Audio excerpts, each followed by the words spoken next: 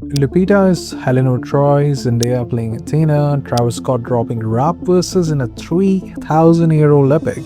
The entire internet is screaming about Christopher Nolan's Odyssey, and every one of them is falling for the greatest cinematic trap of the decade. They want you angry at the trailer, they want you fixated at the ratio, dislikes, comment threads. They're calling it a betrayal.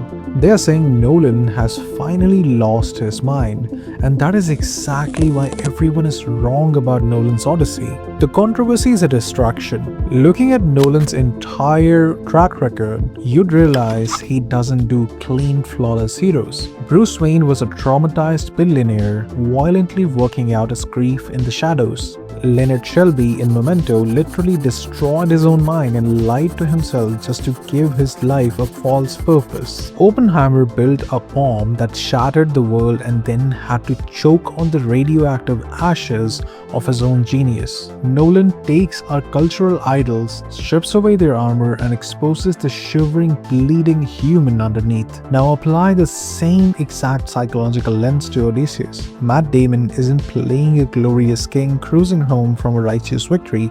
He's a man completely consumed by the darkness of his own triumph. He spent 10 years slaughtering people in the Trojan War. The blood is permanently stained on his hands. He is fighting the crushing weight of his own survivor's guilt. He's a genius strategist whose pure hubris doomed his own men. That is what makes you uncomfortable.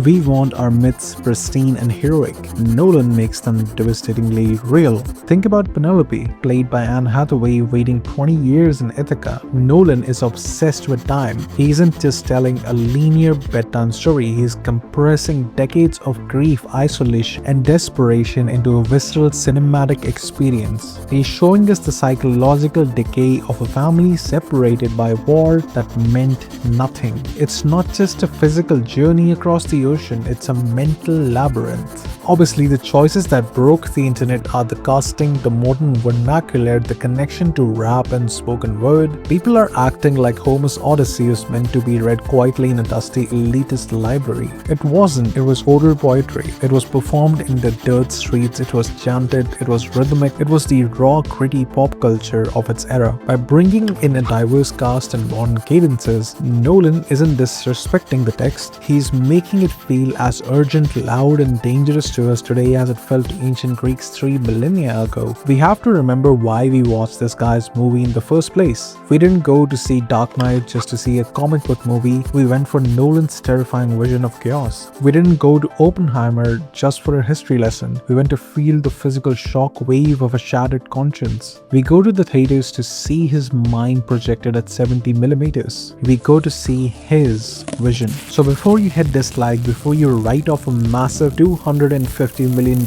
epic because some algorithm told you it was too modern, ask yourself the real question. Are you actually mad at the casting, or are you just entirely unprepared for a director to challenge everything you thought you knew? Nolan is daring to make an ancient myth bleed. Give his vision a chance. Look at what it creates.